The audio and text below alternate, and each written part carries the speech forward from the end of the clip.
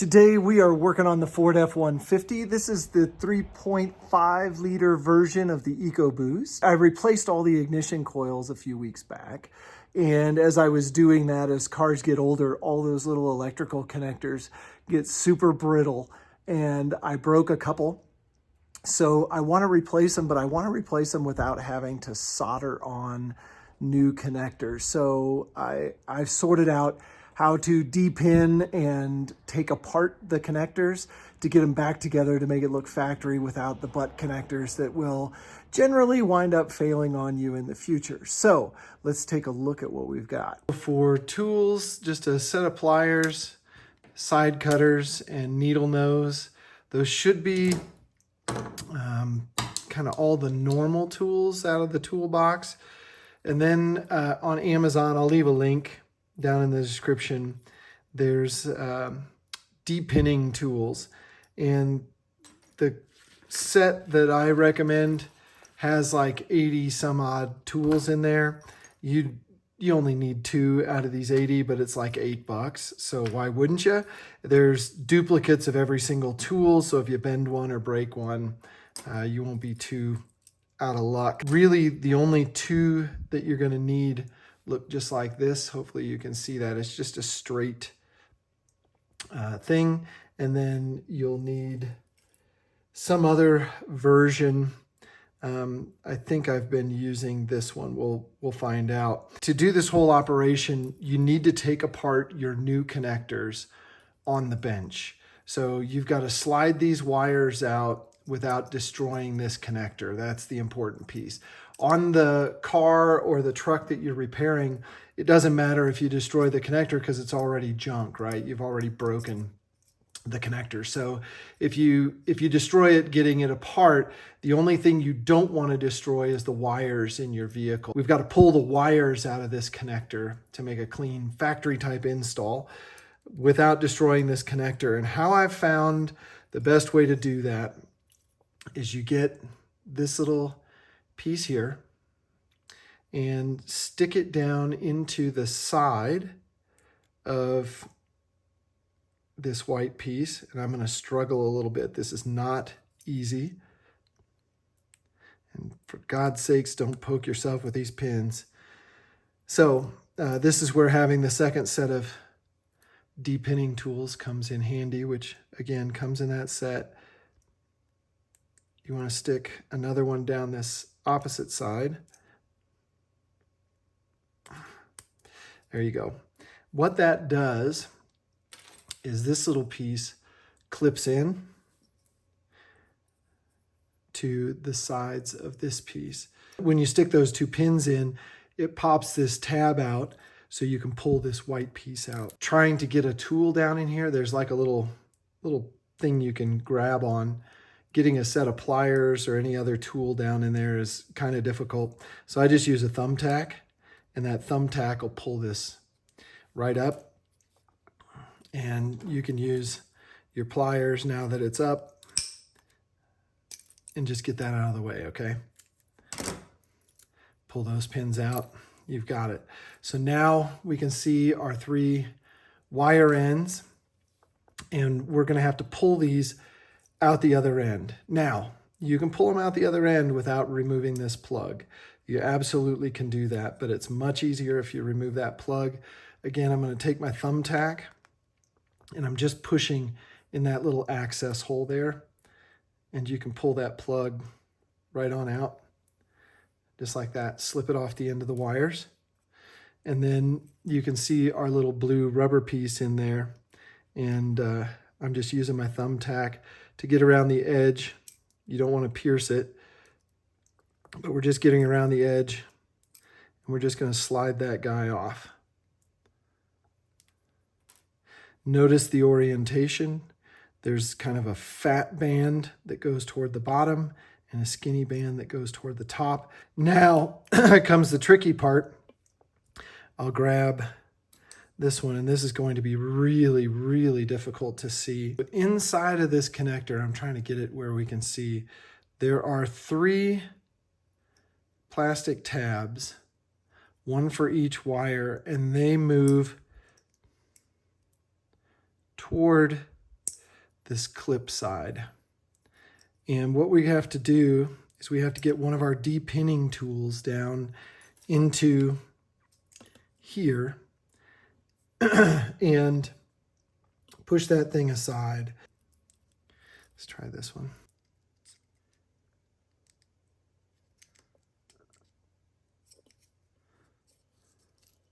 Okay, there it goes. So that pulls out the back, and then you just repeat it for the other two. So I'm using this tool. Seems to be working for me. Let's push these wires up. There we go. There we go, got it, I believe. Yep, came out the back. Then we'll grab this last wire here.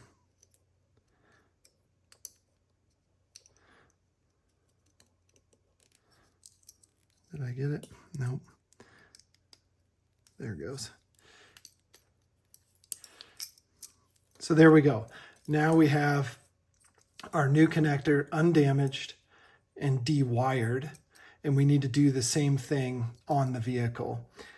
Again, the connector on the vehicle, we can damage it. It doesn't matter as long as these wires come out undamaged. That's what we're looking for. To reassemble this, I'll show you here because under the hood, it's going to be a lot more difficult. What you want to do is you've got 3 wires, and there is an order to them, and we'll talk about that on the vehicle. But you want to put this little cap on. Remember the orientation. These little indents go away from the clip. So put your wires in the right order, and it doesn't matter at this point the electrical connectors, the crimp-on connectors, can be oriented any way that you want.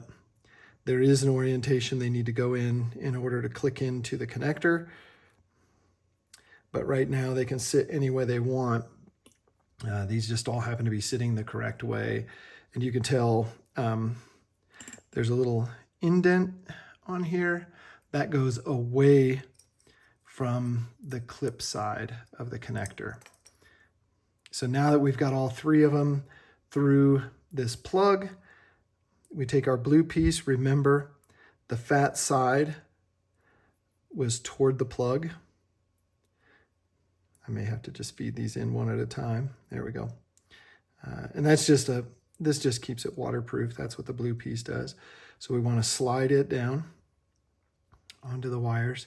Then in our connector, when we put it back into the truck, we want this assembled again. So again, the 3 dots go toward the clip. Click it in.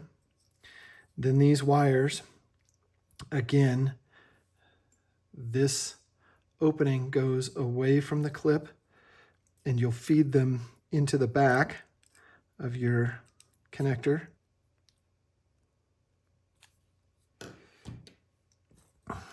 You can always use one of your depinning tools to push on the back. There it goes. That clicked in. Second wire.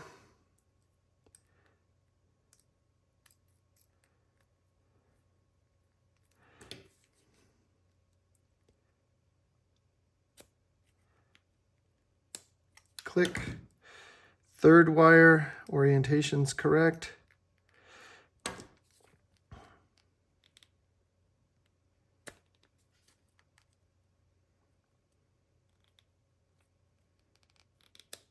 There we go.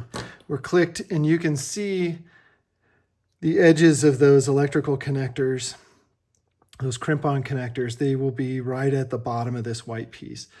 Then to finish, you just slide these 2 up into place and click that in, and you're done. So let's go do this on the truck. I replaced all my coils a few months back with these Excel coils. I've had great luck with those in the past. Apparently Holley has been having some issues with quality control. I bought them in April, and they only had a 90-day warranty on them. That 90-day warranty was expired when this back one went. And of course it went on a 600-mile road trip, and I was pulling a trailer And in changing it out, this brittle connector snapped on me, and I wound up having to zip tie everything together to keep it together on the road so that we could make it back in one piece. For everybody out there that doesn't know how these connectors work, there's a little red tab here that slides back, right? And then you press down on this tab here, just with your fingers. Press down on that, and that releases it from this little nub up here on the ignition coil. Now, what my experience has been is these red tabs are generally the first to fail because they get stuck, and then you put a little pressure on them and they just shoot right out the back. And then the next thing to fail is that little tab that you have to push on. With all the dirt and grime, I'm not sure if those wire colors are going to pick up, but purple is on the right, black is on the left, and not yellow, white is right up the middle. First thing we're going to do is push in here and get that white piece off.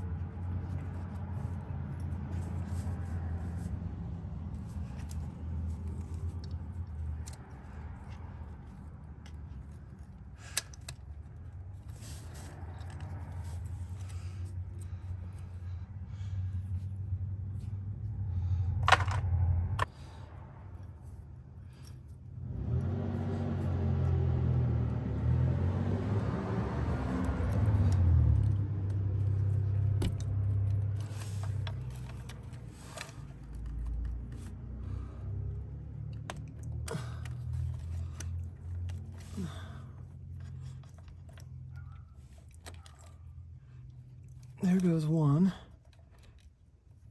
You can see our 3 wires here.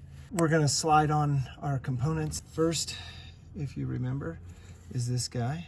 The little notches are faced away from the clip end. So we'll slide these 3 wires through their respective holes. 1, 2, 3.